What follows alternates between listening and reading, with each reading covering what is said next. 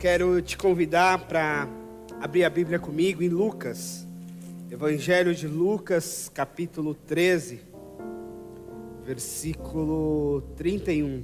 A gente tem conversado aqui sobre a Quaresma, sobre esse período de preparação para a Páscoa. E hoje, no calendário cristão e na própria narrativa bíblica, começa a última semana da vida de Jesus. E é a semana mais intensa. É a semana que muitos acontecimentos dos evangelhos, que a gente pode achar que aconteceram assim, num período longo de tempo, aconteceram nessa semana. Essa semana foi a semana mais intensa do ministério de Jesus, que foi exatamente a última. Esse é o primeiro dia da semana, o domingo, e é um dos momentos em que ele vem então para Jerusalém, e nessa semana ele permanece em Jerusalém, embora ele saia de Jerusalém em alguns momentos para Betsaida ou para Betânia, que são cidades próximas de Jerusalém, onde ele tinha amigos, né? Em Betânia, a casa de Lázaro, Marta e Maria; em Betsaida, talvez a casa de outra pessoa que a gente não sabe exatamente quem. Eram cidades coladas em Jerusalém, muito próximas, né? Numa comparação nossa aqui, seria como estar em Guarulhos, como estar no ABC, como estar em Barueri, enfim, ele estava numa cidade próxima, mas ele vinha a Jerusalém praticamente todos os dias, e nesses dias foram acontecendo muitas coisas. Então, inclusive, eu estou preparando uma série de devocionais para essa semana, inspirado nessa semana de Jesus, que culmina na ressurreição do próximo domingo. E um dos momentos mais marcantes, que a gente não sabe se é nessa última semana ou um pouco antes, é esse chamado lamento profético de Jesus, que está aqui em Lucas, capítulo 13, versículo 31. 13:31 de Lucas. Jesus chegando, ou estando em Jerusalém, o texto bíblico diz que naquela mesma hora, alguns fariseus aproximaram-se de Jesus e disseram: saia, vá embora, pois Herodes quer matá-lo. E ele respondeu: vão dizer àquela raposa: expulsarei demônios, curarei o povo hoje e amanhã, e no terceiro dia estarei pronto. Mas preciso prosseguir hoje, amanhã e depois de amanhã, pois certamente nenhum profeta deve morrer fora de Jerusalém. Jerusalém, Jerusalém, você que mata os profetas e que apedreja os que são enviados a você. Quantas vezes eu quis reunir os seus filhos como a galinha reúne os pintinhos debaixo de suas asas, mas vocês não quiseram. Eis que a casa de vocês ficará deserta. Eu digo que vocês não me verão mais, até que digam: bendito que vem em nome do Senhor. Vamos orar de novo? Deus, que o Teu Santo Espírito fale conosco, Senhor, por meio da Tua palavra, em nome de Jesus. Amém. O rabino Joshua Heschel, rabino dos principais da história do judaísmo recente, ele dizia que os profetas de Deus, eles não receberam a palavra de Deus e psicografaram. A gente não acredita assim, a gente não acredita que a Bíblia foi escrita a partir de uma psicografia, que algum anjo ia dizendo no ouvido e o autor ia escrevendo. Ele fala, não é assim. Então, como é que os autores bíblicos escreveram? Eles escreveram a partir de um sentimento. Deus deu a eles um sentimento. Deus deu a eles um pathos, um peso no coração. E a partir desse peso, desse sentimento, eles traduziram em palavras. E eu gosto de pensar nisso a cada semana que eu começo a preparar uma mensagem para o nosso domingo. Eu peço a Deus esse sentimento, esse coração, para que a palavra de Deus, que nunca veio para mim no sentido audível de um anjo descer e falar, mas muitas vezes vem um sentimento que precisa ser traduzido em palavras como mensagem para a igreja.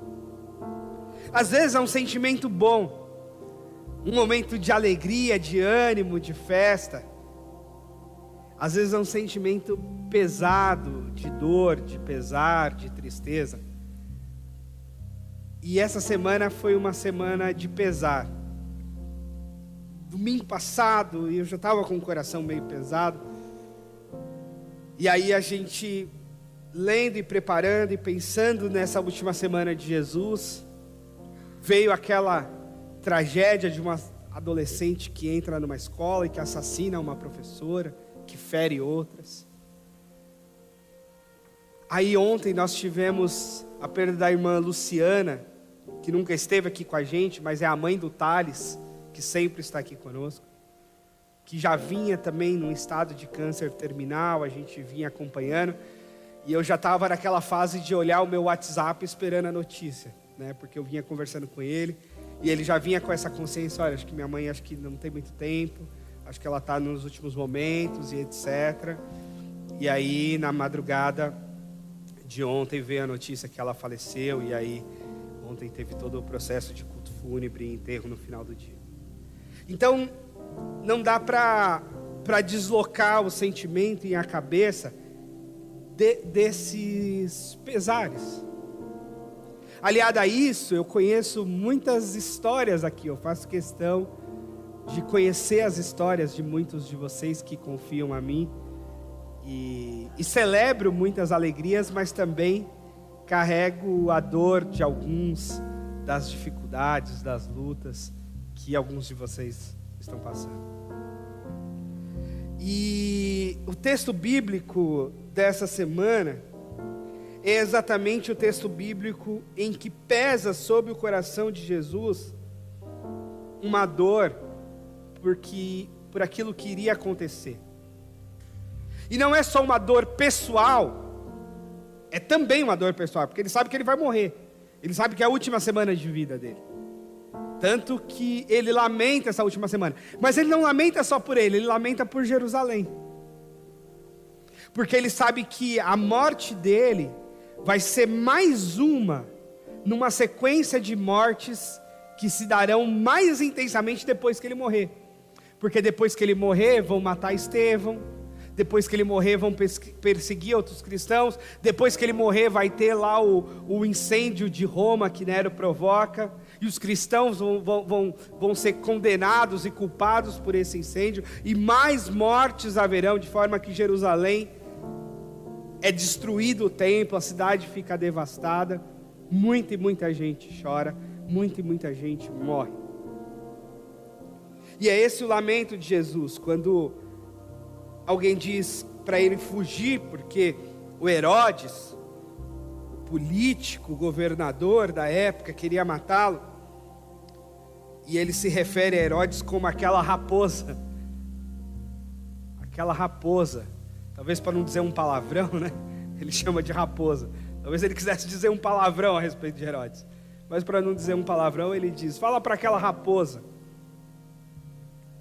que eu vou estar por aqui, que eu vou continuar expulsando demônios, que eu vou continuar curando as pessoas, eu vou continuar por aqui, até porque nenhum profeta pode morrer fora de Jerusalém, do tipo, eu não estou com medo dele, e ele quer me matar, e de fato ele vai conseguir, mas ainda assim eu estou por aqui. Mas aí ele olha para Jerusalém e fala isso, Jerusalém, Jerusalém, que mata os seus profetas, mata os que são enviados a você. Eu quis ajuntar vocês como uma galinha junta os pintinhos debaixo das suas asas, mas vocês não quiseram.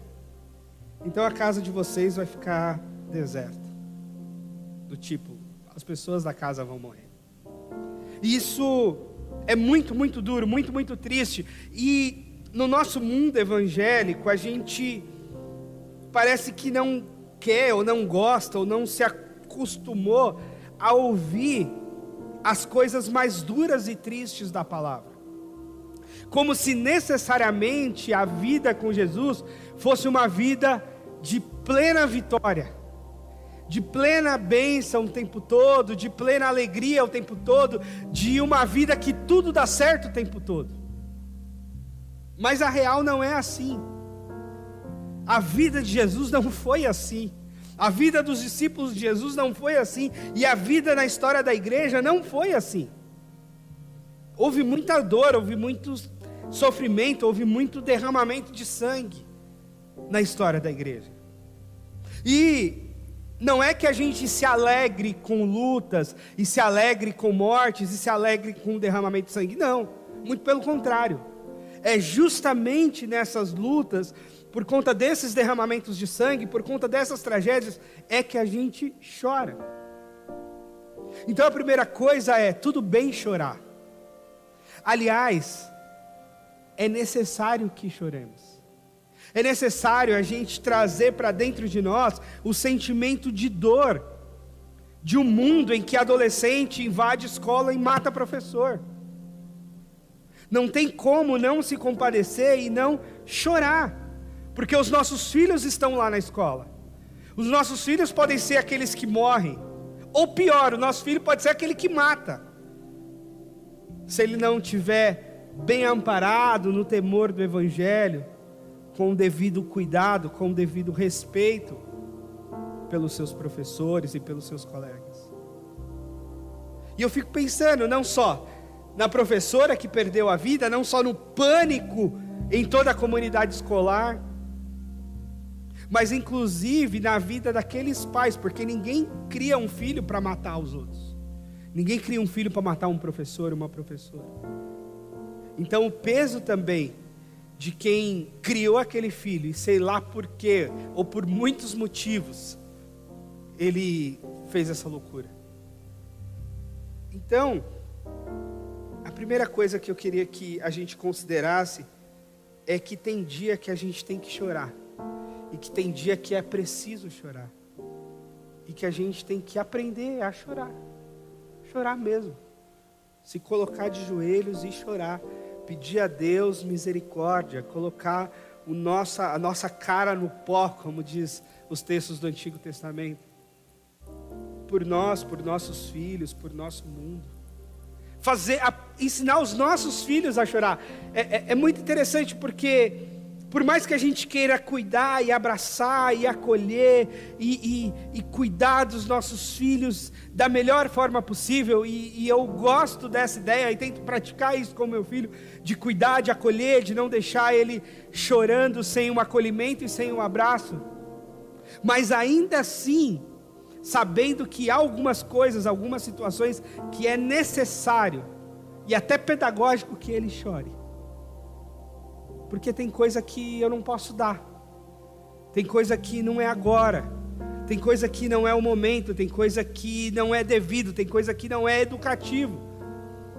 E quando ele sente essa falta, quando ele não tem o que ele quer, ele chora. E tudo bem chorar, porque a gente está num mundo em que a gente parece que não pode chorar, parece que tem que rir, estar contente, alegre e efusivo o tempo todo.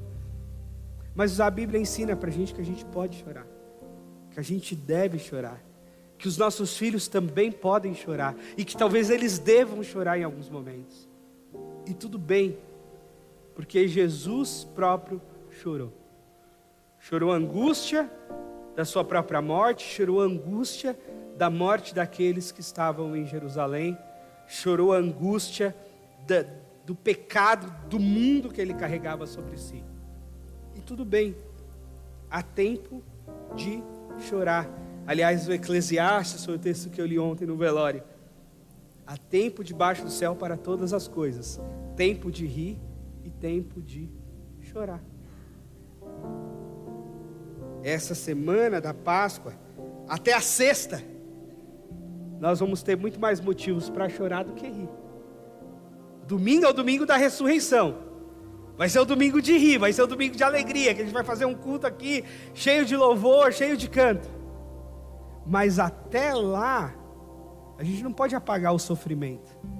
O sofrimento, a angústia, o medo, a dor que Jesus e os discípulos viveram, principalmente nessa última semana. E Jesus, então, lamenta. Num outro texto bíblico mais adiante, muito parecido, diz que Jesus chora. Em Lucas 19:41, diz que quando Jesus se aproxima novamente da cidade, se aproxima de Jerusalém, ele chora sobre ela. Ele diz: se você compreendesse nesse dia, sim, você também que o traz a paz, porque Jerusalém significa a cidade da paz, mas agora está oculto aos seus olhos, vocês não estão vendo Jerusalém, está falando para Jerusalém.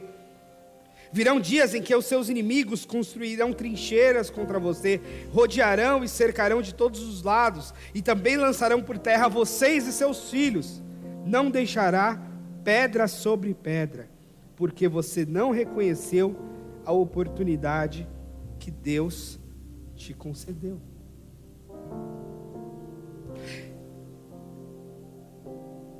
A gente precisa pedir a Deus discernimento para reconhecer as oportunidades que Ele nos dá. As oportunidades de construir uma carreira profissional. As oportunidades que Ele nos dá de constituir família. As oportunidades que Ele nos dá de uma vida boa. A gente precisa aprender, reconhecer e gozar, aproveitar essas oportunidades. Mas há também nesse percurso muitas oportunidades que a gente não aproveita. Não é verdade? Quantas vezes a gente fala: poxa, podia ter feito uma faculdade lá atrás, não aproveitei a oportunidade. Poxa, podia ter cuidado melhor do meu relacionamento lá atrás, não cuidei. Poxa, podia ter investido melhor o meu recurso financeiro lá atrás, não fiz. Caramba, perdi essas oportunidades. É necessário reconhecer e chorar. E dizer: não, é isso mesmo. E esse choro, eu não estou falando de um choro para você se deprimir e ficar lá trancado no quarto, no fundo do poço. Mas é para você se arrepender. Para você reconhecer as besteiras que você fez ao longo da vida. As oportunidades que Deus te deu e que você não aproveitou. Que te colocaria numa condição muito melhor, mas você não aproveitou. O livro de Eclesiastes diz: lembra do Senhor teu Deus no dia da tua mocidade, porque chegarão os maus dias. E aí, quando chegarem os maus dias, que chega para todo mundo, como é que você vai estar? Então lembra de Deus antes. Então reconhece Deus antes e lembra das oportunidades que Deus está te dando antes. Reconhece e lamenta as oportunidades que Deus te deu e que você abriu mão, que você preferiu agir segundo a sua cabeça, segundo a sua vontade naquele momento, segundo um prazer momentâneo daquele momento. E se arrependa disso, para você construir um novo caminho, para você ter oportunidade de depois, reconhecendo o erro do passado, não repetir os mesmos erros agora mais adiante, porque a sabedoria está em não repetir erros já conhecidos. Que quando a gente é muito novo, quando a gente é muito jovem, de fato a gente conhece muito pouco da vida. Os erros são inevitáveis, porque nós somos ignorantes a respeito de muita coisa que a gente não sabe, que a gente não conhece. Mas à medida que a gente vai crescendo, que a gente vai amadurecendo, que a gente vai aprendendo, o ideal é que a gente vá deixando aqueles erros do passado, porque a gente cresceu, porque a gente amadureceu, porque a gente entendeu mais de nós mesmos, do mundo, porque a gente conheceu um pouco mais de Deus e da sua palavra, e agora a gente não perde mais aquelas oportunidades que perdíamos, a gente aproveita aquilo que Deus está nos dando, aquilo que temos hoje e aquilo que Deus nos quer dar no nosso futuro. E Jesus lamenta e chora por Jerusalém, dizendo: vocês não estão aproveitando as oportunidades que Deus está dando para vocês. Vocês estão de olhos fechados para aquilo que Deus está concedendo para vocês. a gente precisa aprender a abraçar as boas oportunidades e chorar quando a gente não aproveita elas. Chorar, lamentar. Mesmo.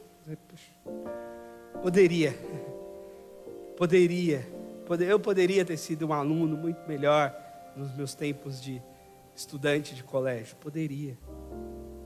Poderia ter aproveitado mais a fase que eu estudava e não precisava trabalhar. Poderia. Não aproveitei. Uma pena. Um choro. Agora tem uma coisa em Jesus também que deve nos inspirar. É que com choro, com dor, com aflição, Jesus foi fazer o que precisava ser feito.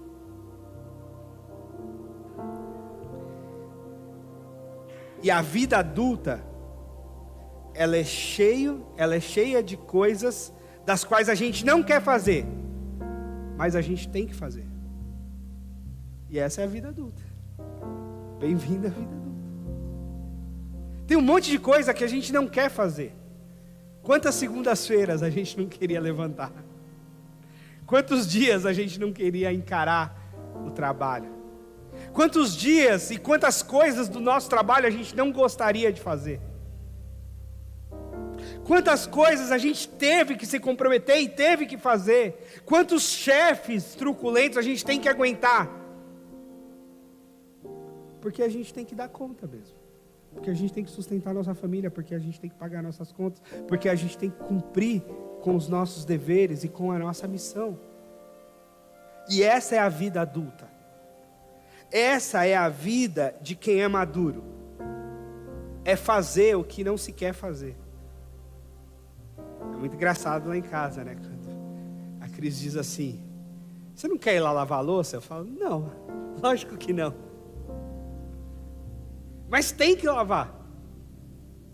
Tem que lavar. Você não quer acordar cedo? Não. Mas tem que acordar. Essa é a vida.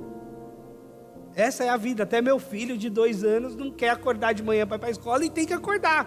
Filhão, está na hora. 6h30 tem que levantar. 7 horas tem que estar na escola. É isso. Tem que fazer o que precisa ser feito. Nessa perspectiva, não podemos ser meninos e meninas mimadas, do tipo, só faço o que eu gosto de fazer, só faço o que me dá prazer, só faço o que eu estou afim de fazer. Não, você tem que fazer sem estar afim em tudo. É muito bonito e eu gosto muito da ideia de trabalhos vocacionais. De trabalhos que você faz com todo o prazer da sua vocação, que você se sente plenamente chamado por Deus para fazer aquilo, e vai lá e faz e se sente feliz com isso.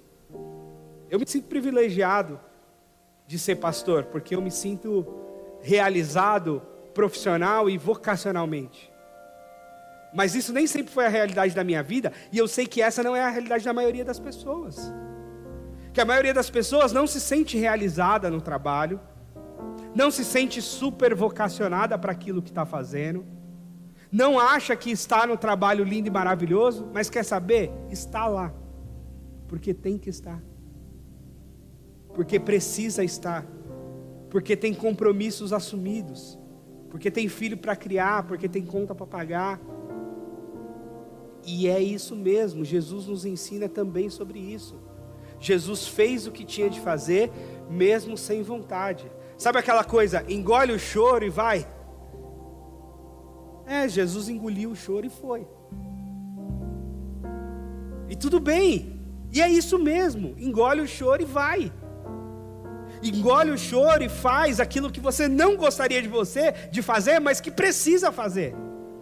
A oração de Jesus lá no Getsêmani, onde em outro momento ele também chora. E ele diz: Pai, se possível, passa de mim esse cálice. Se possível, tira essa dor, tira essa cruz do meu caminho, tira essa morte do meu caminho. Mas, ao mesmo tempo e na mesma oração, ele termina dizendo: mas, todavia, seja feita a tua vontade, não a minha. Não é o que eu quero, não é o que eu desejo. Você acha que Jesus queria ser morto em Jerusalém pelos seus algozes, ou ficar em volta da mesa, comendo churrasco em Betânia, na casa dos seus amigos, com Lázaro, com Marta, com Maria, com os seus discípulos?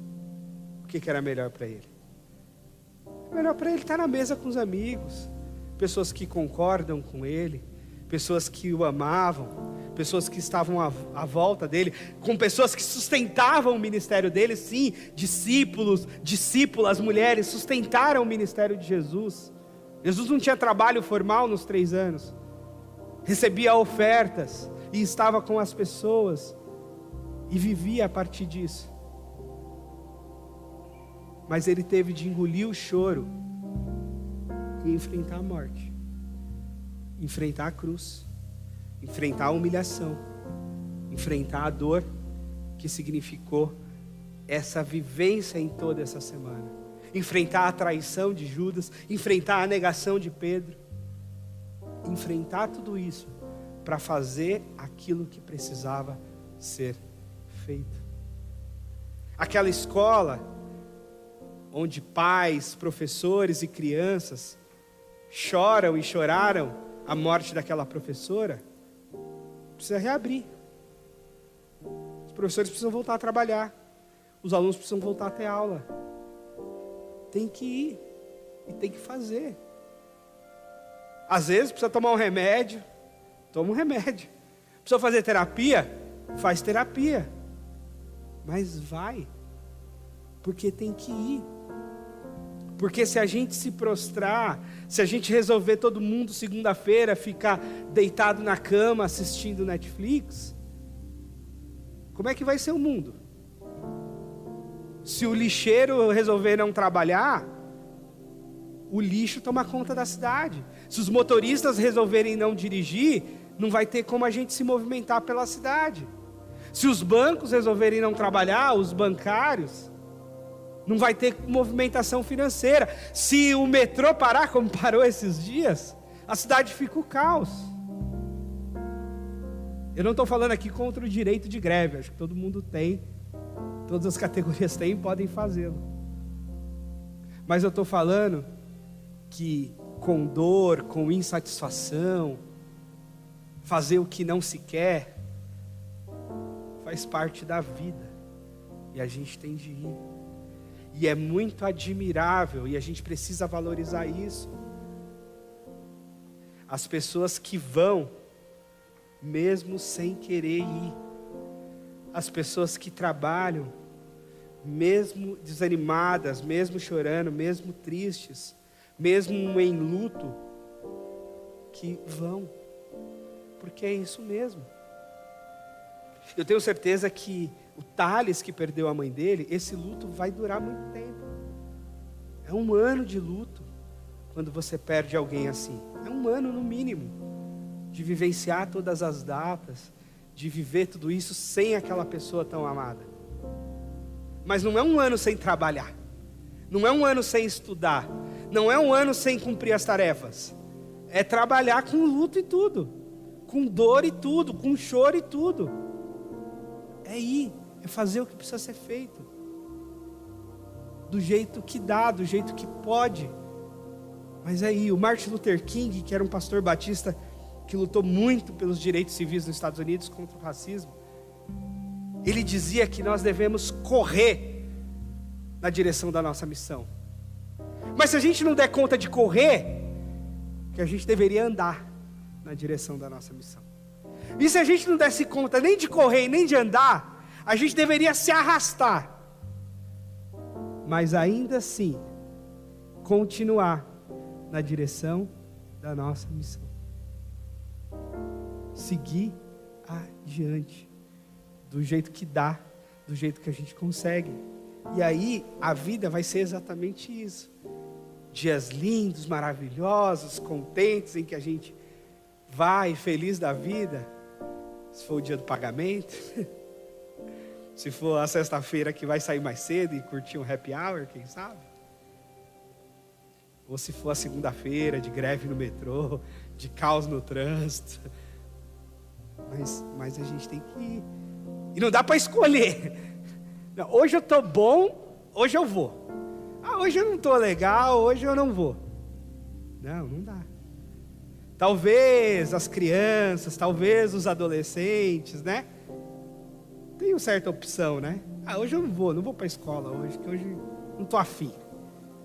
Não devia, mas agora na vida adulta, tem essa. Na vida adulta a gente tem que ir. Na vida adulta a gente tem que fazer. E Jesus foi o exemplo de quem chorou, engoliu o choro e foi. Com choro e tudo. Tem coisa que é com choro e tudo, que é com lágrima e tudo. E tudo bem, é isso mesmo. É isso mesmo. É com choro, é com lágrima e vai. Vai fazer o que precisa ser feito. Vai dar conta dos seus compromissos, vai dar conta da sua missão, vai dar conta da sua vocação, vai dar conta daquilo que você assumiu para si, vai dar conta daquilo que você assumiu diante de Deus.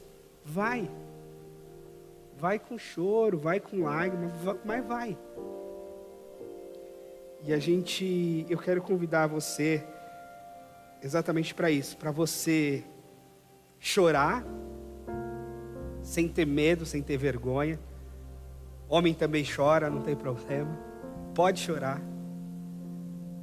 Você só não pode parar. Você só não pode cruzar os braços. Você só não pode ficar deitado numa cama esperando as coisas desabarem sobre a sua cabeça ou sei lá o que. Pode chorar, pode reclamar, pode espernear, pode xingar, até isso pode. Mas vai, continua indo fazer o que precisa fazer, porque o mundo precisa de nós, do nosso trabalho, e Deus espera que a gente dê conta da vida, porque Ele nos deu inteligência, porque Ele nos deu dons, porque Ele nos deu corpo, porque Ele nos deu vida. E essa vida tem de ser enfrentada. Essa vida tem de ser valorizada, mas enfrentada. Todo dia. Todo dia. Quando Deus coloca lá o primeiro casal, lá no jardim, diz, cuida do jardim, trabalha, cultiva a terra. É assim que é. É assim que tem que ser desde o início. Nos dias bons e nos dias maus. Que Deus nos abençoe e nos dê força para seguir adiante em todos os dias. Amém? Vamos ficar de pé para orar? Jesus, que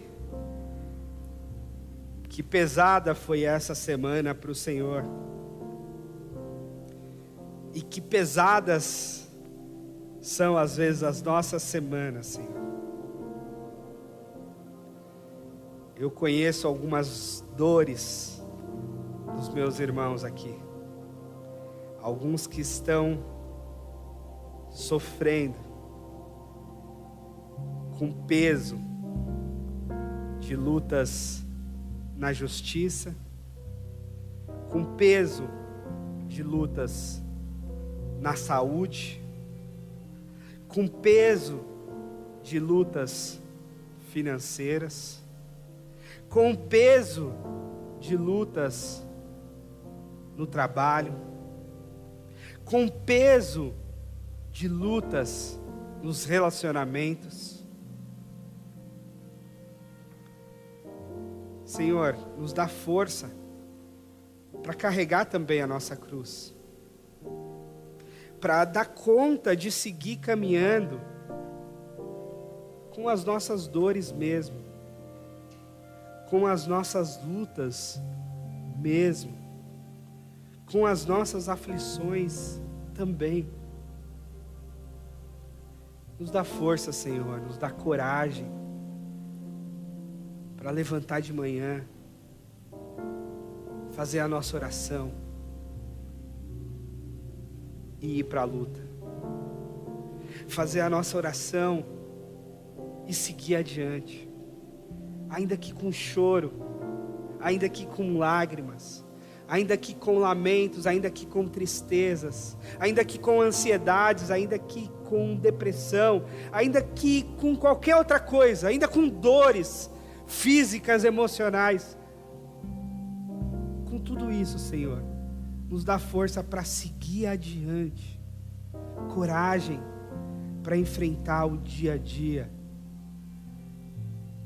Ao final, glorificar o Senhor e ficarmos também satisfeitos, porque vencemos a despeito de todas as dificuldades.